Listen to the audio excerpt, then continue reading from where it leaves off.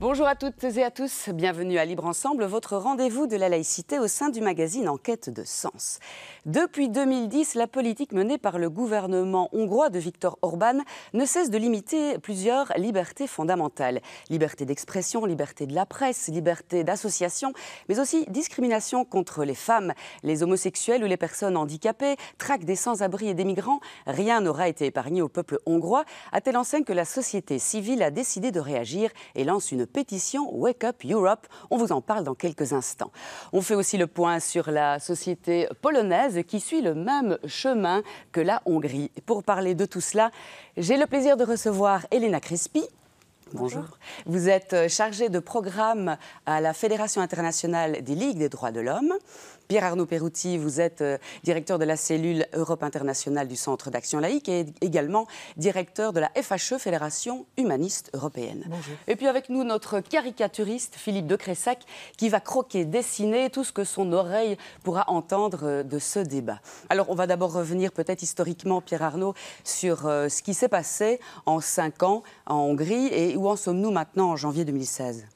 Mais il se passe que depuis 2010, M. Orban a gagné les élections et que son parti, le Fidesz, détient les clés de la machine de l'État hongrois.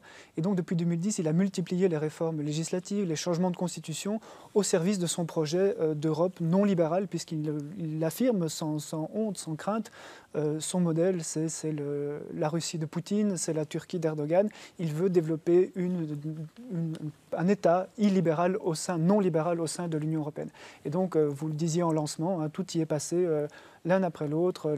Il a renforcé son pouvoir, il a modifié l'équilibre des institutions, depuis la Cour suprême jusqu'à la traque des migrants, en passant par les sans-abri.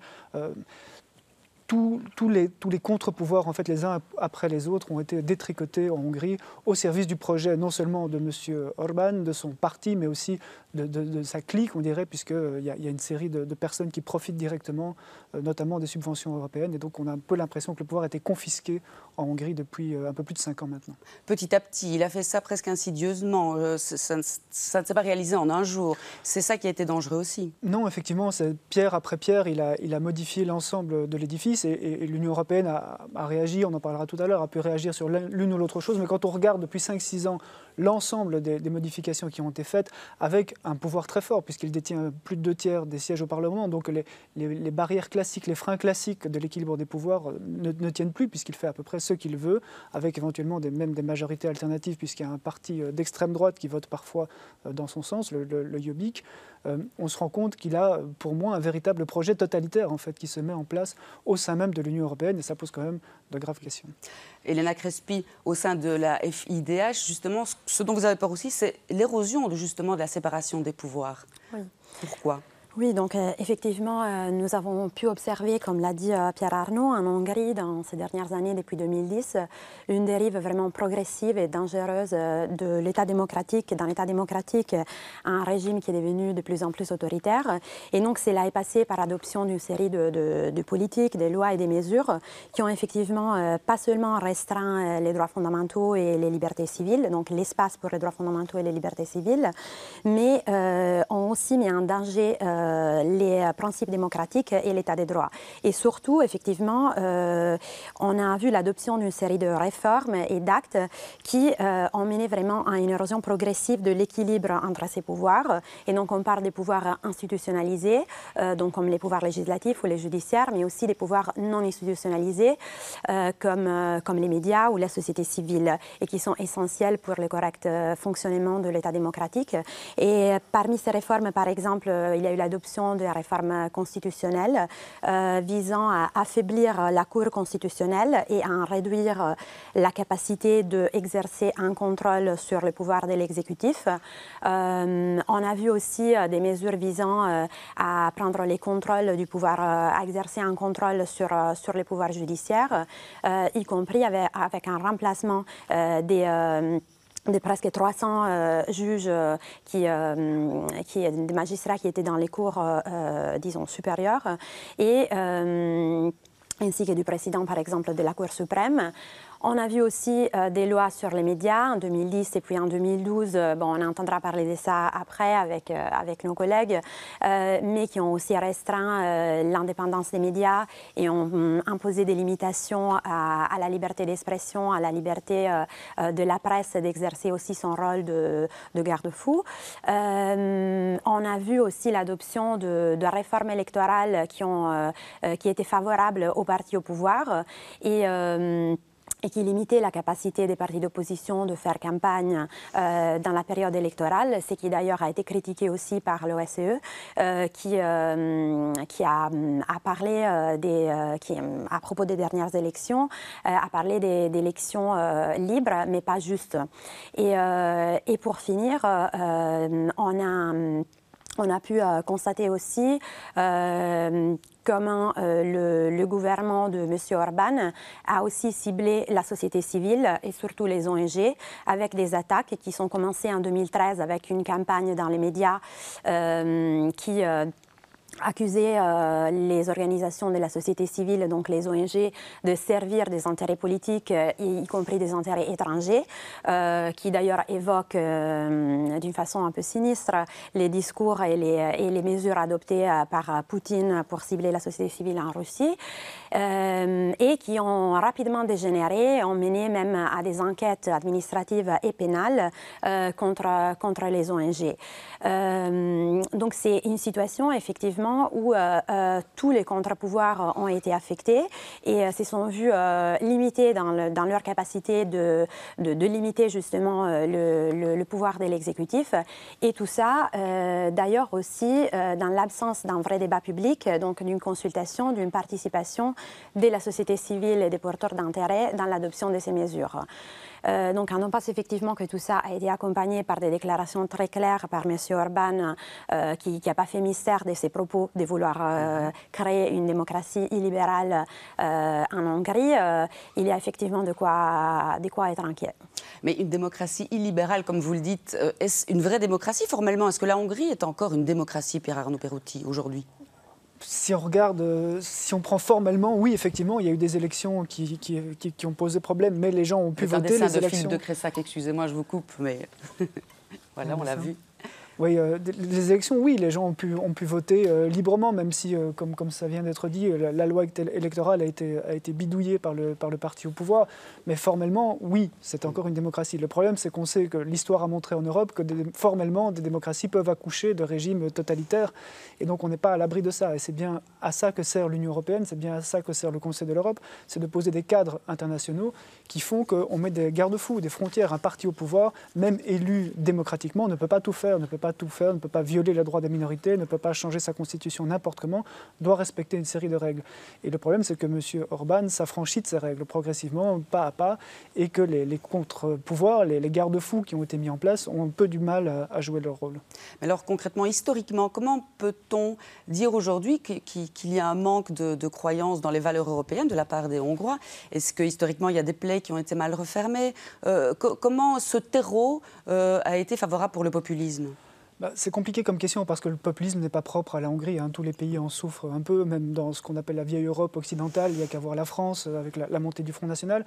Mais c'est sûr que les anciens pays de l'Est, pour les appeler comme ça, ont un terreau un peu favorable où on se rend compte qu'il y a une grande déception par rapport à l'Union européenne. Ils se sont tournés vers l'Europe pour éviter ce que dans leur tête représentait le danger de la Russie.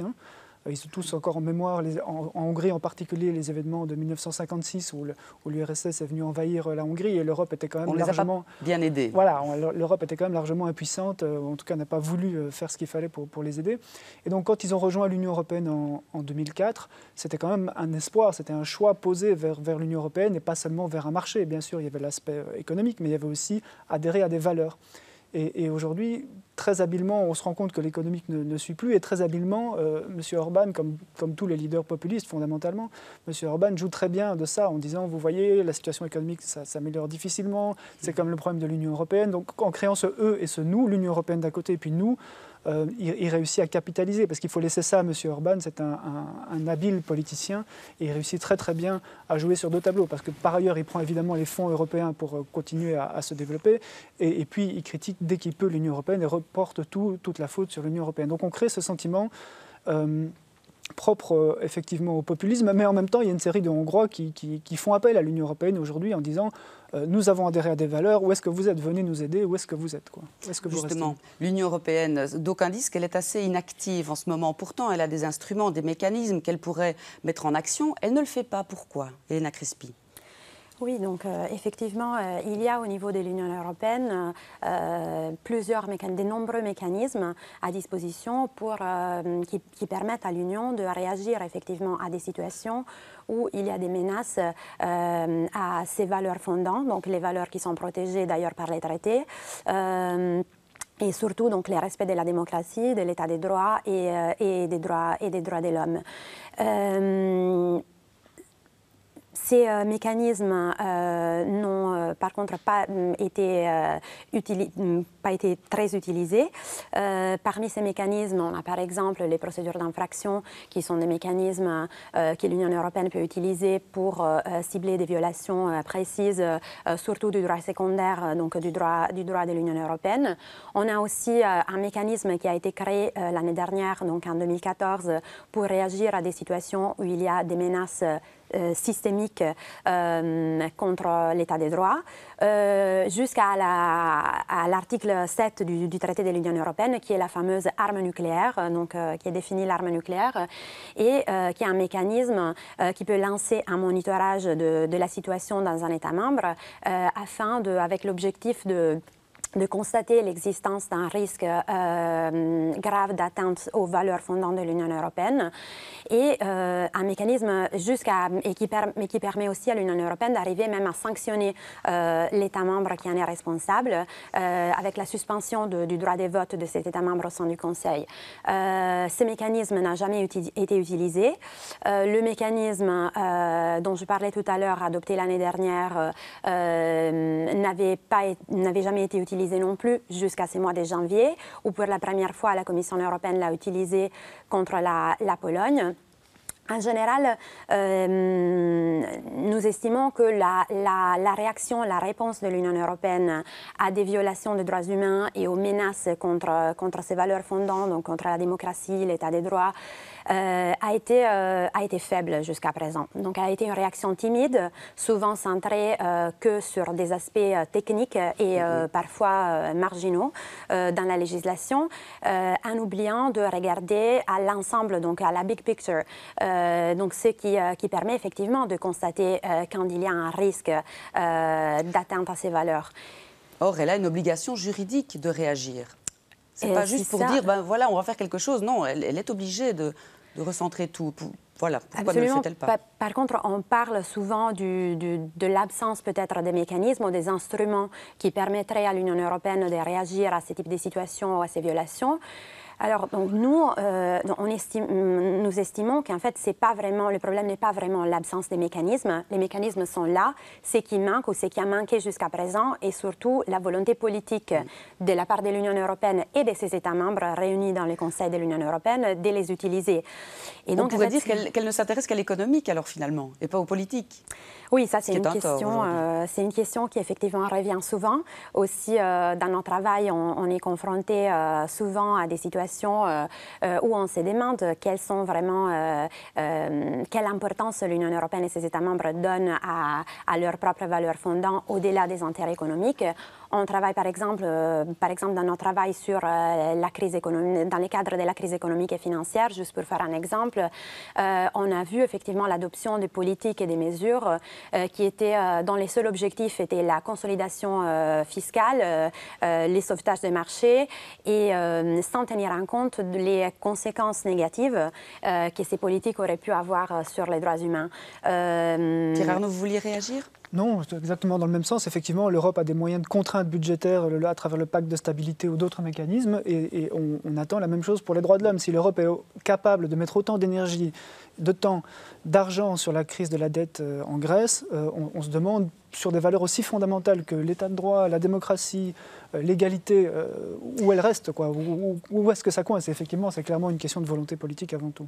Certains disent qu'il faudrait un mécanisme indépendant pour aller monitorer les pays en Europe.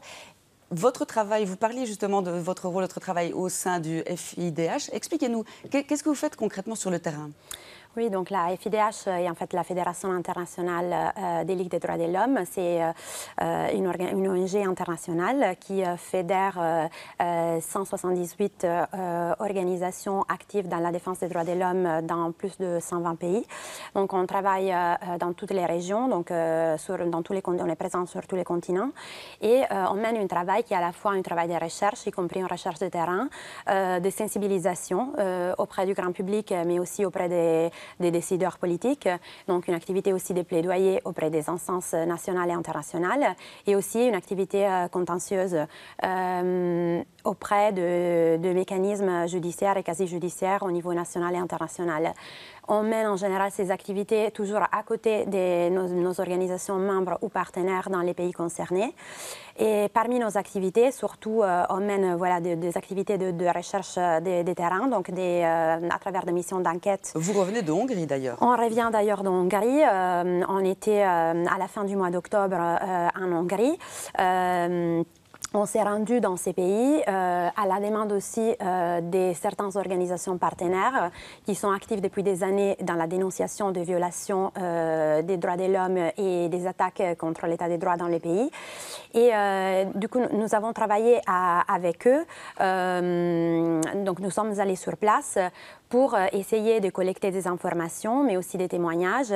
Et à travers une observation directe, une récolte d'infos et des rencontres avec des interlocuteurs, donc la société civile, mais aussi des avocats, des journalistes, des juges et aussi les autorités, donc pour essayer de faire le bilan de quelle est la situation par rapport au respect des droits de l'homme et de l'état des droits dans les pays, et pour dénoncer des éventuelles violations en faisant appel en même temps aux instances nationales et internationales pour qu'ils les adressent. Et donc nos constats seront présentés dans un rapport qui sera bientôt publié et qui contiendra aussi des conclusions et des recommandations aux instances nationales et internationales. Pierre-Arnaud Perotti, le travail de la FIDH peut être soutenu donc par la création d'un mécanisme indépendant de contrôle, mais alors est-ce qu'on n'aurait pas peur d'arriver à un constat que plusieurs États membres, finalement, n'adhéreraient pas totalement aux valeurs européennes auxquelles elles devraient être attachées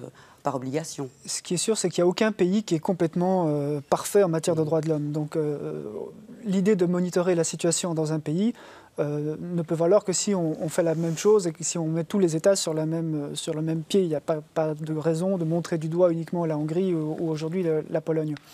Le problème, c'est que tous les États membres qui ont été à un moment candidats à l'Union européenne doivent respecter un certain nombre de critères, et c'est très normal. Les discussions qui ont lieu pour l'instant avec la Turquie le montrent. On doit respecter les fameux critères de Copenhague, donc une série de conditions avant de pouvoir rentrer dans le club européen. Une fois qu'on est dans le club, par contre, il y a beaucoup moins de mécanismes qui vous contraignent à respecter ces règles.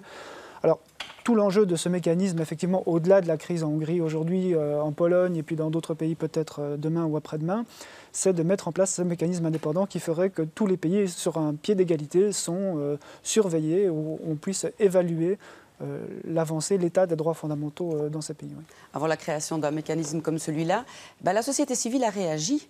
Une pétition est lancée, elle est très importante pour vous. Expliquez-nous, Wake Up Europe, et puis... Oui, alors Wake Up Europe, ça s'appuie sur un mécanisme qui a été créé en 2009 avec le traité de Lisbonne, qui s'appelle l'Initiative citoyenne européenne. L'idée était de rapprocher les citoyens européens de l'Union, de l'Europe, ce qui est en soi une très bonne idée. Et donc le principe, c'est que n'importe qui, vous, moi, n'importe quel citoyen peut initier une pétition. Et s'il recueille 1 million de signatures au sein de l'Union européenne, il peut demander à la Commission d'agir sur un sujet pour lequel elle est compétente, évidemment. 1 million de signatures, 1 million, c'est beaucoup. C'est beaucoup. Et on a vu des pétitions, des initiatives un peu sur tous les sujets, depuis le droit à l'eau jusqu'à des trucs extrêmement techniques en matière d'Internet ou de droit à la vie privée. Donc il n'y en a pas beaucoup qui ont passé le cap des millions jusqu'à présent. Et même si vous passez le cap, vous n'êtes pas encore sûr que la Commission va agir dans le sens que vous voulez, puisqu'elle peut encore dire non, mais elle doit au minimum justifier pourquoi, et vous pouvez vous expliquer devant le Parlement européen. Alors pourquoi ça a été lancé? Parce qu'il y avait ce ras-le-bol croissant de voir depuis 2010 un pays qui s'écartait à ce point des valeurs fondamentales de l'Union européenne, et surtout de voir l'inaction de l'Union européenne, de la Commission en particulier. La Commission a réagi sur des points extrêmement techniques, on en parlait, notamment l'âge des juges, ou la mise à la retraite forcée de juges, voilà, c'est bien, mais ça ne suffisait pas, il n'y avait pas cette volonté politique. Le seul moment où on a vraiment eu l'impression que l'Union européenne disait « stop, ça c'est une ligne rouge absolue », c'est quand M. Orban a sorti l'idée de rétablir la peine de mort en Hongrie, et là on se rendait compte que ça ne passerait pas. Mais au-delà de ça, on ne sentait pas de volonté de se saisir la question de manière plus politique, au niveau des valeurs et pas seulement au niveau technique de mise à la retraite ou de dossiers plus techniques. Et donc, cette pétition, concrètement, elle demande à la Commission d'agir, c'est-à-dire de mettre en place ce mécanisme existant dont on parlait de surveillance de l'état de droit et des droits fondamentaux en Hongrie, comme elle vient de la faire pour la Pologne. Alors ça vient d'être fait par la Pologne ce mois-ci, c'est tout nouveau, et on dit, ben voilà, ce que vous faites pour la Pologne, nous on vous demande de faire la même chose pour la Hongrie, et on demande à tout le monde de signer simplement pour ça. Un site internet déjà pour aller signer cette pétition? Oui, alors j'espère qu'on peut le voir à l'écran, effectivement, donc c'est www.actfordemocracy.eu. Vous pouvez aussi, si vous tapez Wake Up Europe, démocratie, je pense qu'on le trouve assez facilement sur un moteur de recherche ou l'autre pour ne pas citer de nom. L'important, c'est que les gens signent pour adresser un message politique à l'Union européenne, à la Commission en particulier, en disant « nous, citoyens européens, nous nous sentons menacés dans les valeurs, dans le projet européen », en disant il faut que vous agissiez, comme on disait tout à l'heure, vous êtes capable de trouver de l'énergie et de l'argent sur la Grèce, eh bien il faut pouvoir vous mobiliser quand des valeurs européennes sont à ce point en danger. En Hongrie aujourd'hui, en Pologne tout récemment, et peut-être, qui sait, demain en Slovaquie, au Danemark, que sais-je, à la mesure de la montée des partis populistes, on n'est certainement pas à l'abri de ce genre de dérive dans d'autres États. Très important de s'exprimer. Liberté de la presse aussi, c'est une grande inquiétude. On va le voir dans deux témoignages de nos confrères, Ricardo Gutiérrez et Jean-Paul Martos, que c'est pas donné, c'est vraiment un combat de chaque instant. Et avant ça, le témoignage d'un franco-hongrois que vous connaissez bien, qui travaille avec vous au Centre d'action laïque, Pierre Arnaud. Il témoigne sur son pays. On se retrouve juste après.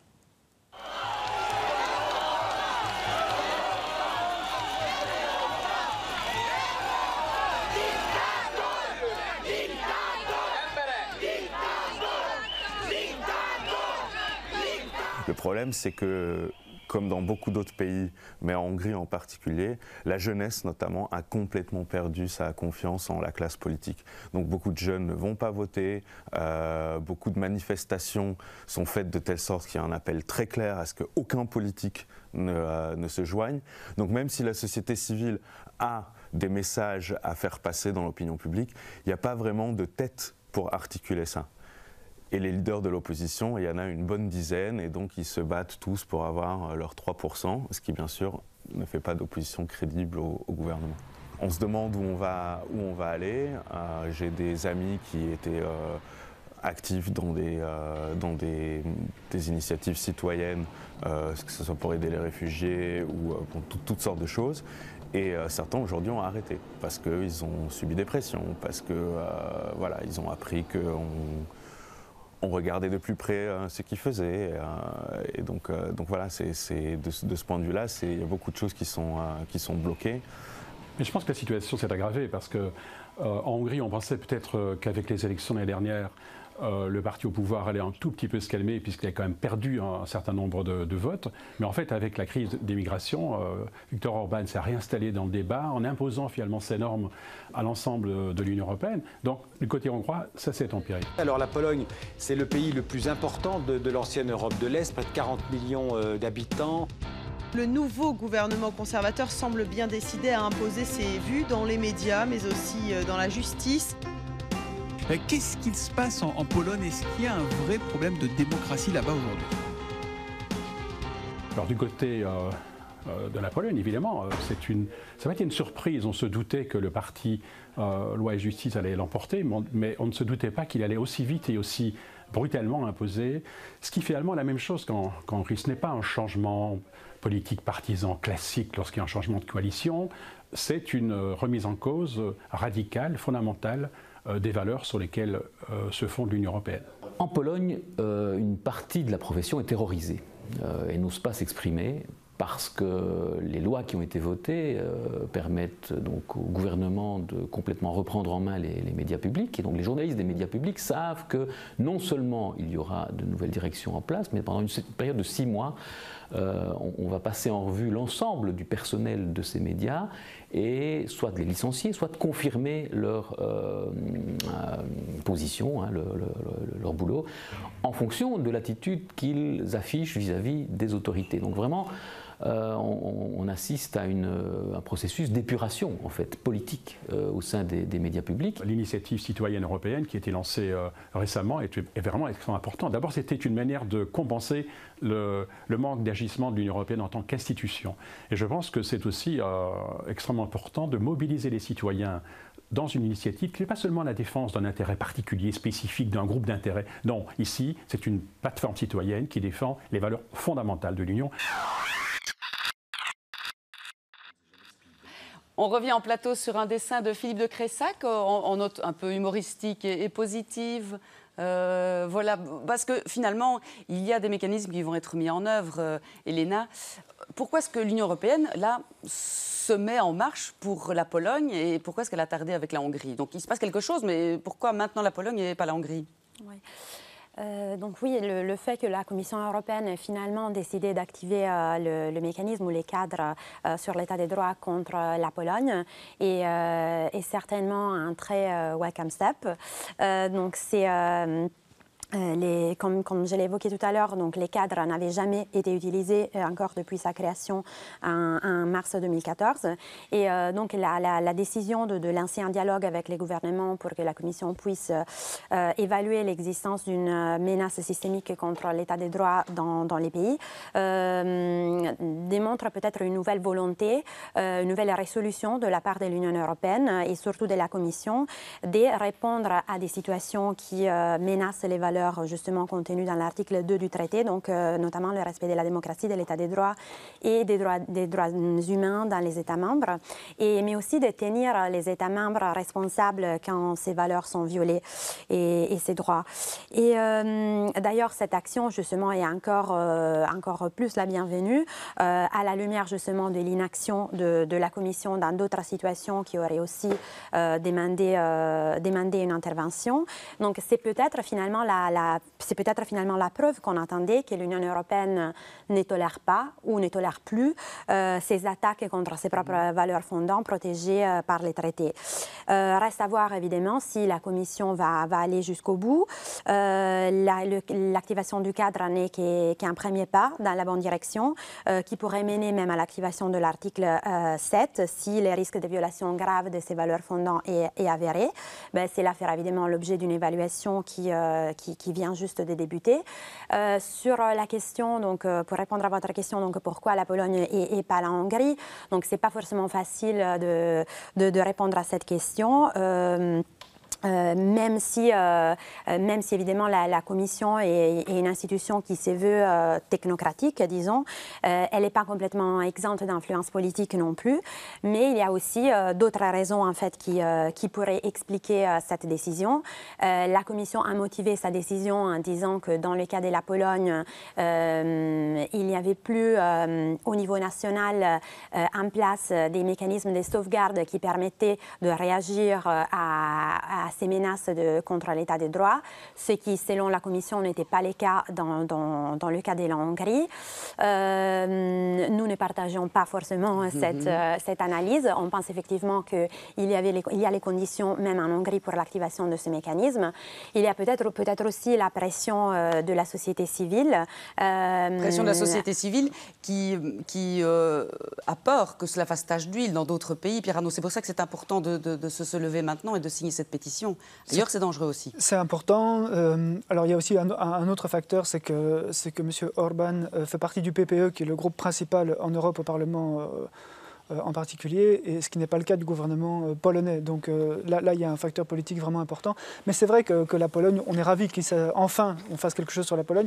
On voit que la Slovaquie, même si c'est un gouvernement de gauche, a fait des déclarations très inquiétantes. On voit qu'au Danemark, ils sont en train de passer des lois contre les réfugiés. On voit une série de mouvements dans différents pays européens. Donc c'est important de marquer le coup symboliquement, de dire qu'il y a des choses qui ne peuvent pas passer en Europe aujourd'hui, ni demain. Et pour l'instant, le signal donné par l'Union européenne est trop faible de ce point de vue. Donc le signal, c'est aussi signer la pétition. On rappelle le site internet www.actfordemocracy.eu. Voilà, le temps, on pourra encore en parler des heures, malheureusement, voilà, le temps imparti est terminé. Je vous remercie beaucoup de nous avoir rejoints sur ce plateau pour nous parler de tout ça. Merci beaucoup au dessin de Philippe de Crécy. J'espère que vous avez pu en profiter. Et puis nous, on se retrouve la semaine prochaine pour un autre débat, une autre question dans Libre Ensemble, votre magazine de la laïcité. À très bientôt.